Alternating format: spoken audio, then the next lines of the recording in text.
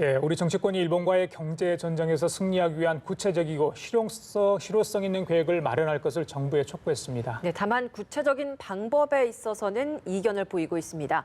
국회 연결해서 내용 자세히 들어보겠습니다. 박현우 기자. 네, 민주당은 우선 일본과의 경제 전쟁이 발발한 지 한 달이 된 지금 우리 정부가 큰 틀에서의 대응 방향은 잡았다고 평가했습니다. 그러면서도 현재로서는 구체적이고 실용성 있는 이행 계획은 조금 부족하다고 지적하면서 나라의 명운이 걸렸다는 각오로 임해야 한다고 당부했는데요. 이해찬 대표는 최고위 회의에서 일본의 경제 침략으로 시작된 난국은 해결이 매우 어려울 것이라며 이럴 때일수록 목표를 명확히 하고 로드맵을 만들어 과감하고 냉철한 선택과 집중 전략을 마련해야 한다고 강조했습니다. 한국당은 오늘 일본 수출 규제로 피해를 입고 있는 현장을 둘러보고 관계자들로부터 애로사항을 듣기 위해 경기도 시흥에서 현장 최고위원회를 진행했는데요. 이 자리에서 황교안 대표는 부당한 일본의 수출 규제 조치에 맞서 이겨내야 한다며 이 과정에서 우리 기업들을 보호하고 지켜내려면 실질적인 지원책이 필요한데 이런 지원책을 내놓지 못하면서 싸워서 이기자고 말만 하면 무슨 소용이 있느냐고 반문했습니다. 같은 당 나경원 원내대표도 정부가 소재, 부품, 장비 산업 육성을 위해 1조 원 이상을 투입한다는 계획을 발표했지만 소득주도 성장 등 경제 정책에 대전환 없이 돈만 투입하는 건 아무 효과 없다며 정부가 서둘러 경제 대전환에 나서야 한다고 주장했습니다. 네, 박 기자, 여당에선 지소미아 폐기 등을 주장하는 목소리가 이어졌다죠.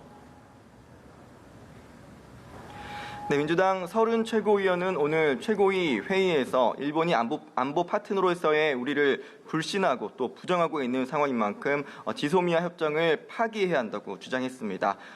설 최고위원은 일본의 패전일, 그러니까 광복절인 오늘 15일에 일본 측에 파기 통지서를 보내 우리 국민들의 뜻과 경고의 의미를 전달해야 한다고 덧붙였는데요. 그러면서 일본 식민 지배에 대한 과거 청산과 일본 군사 대국화에 대한 대응은 남북 모두의 과제인 만큼 위안부 피해 공동조사와 협력 등 방안을 북한에 제안할 필요가 있다고 밝혔습니다.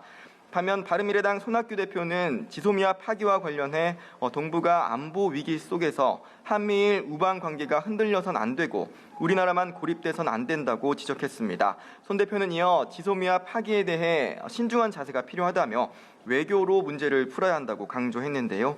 그러면서 이 문제의 시작점인 강제징용자 배상 문제에 대한 해결책을 일본과 함께 모색할 것을 주문했습니다.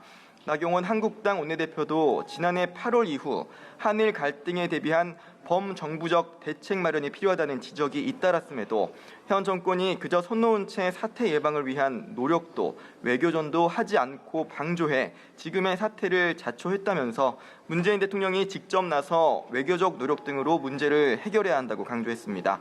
한편 국회에서는 현재 국방위 전체 회의가 열리고 있습니다. 국방위는 민주당과 한국당이 각각 발의한 북한 미사일 발사 관련 결의안을 심사 중인데요.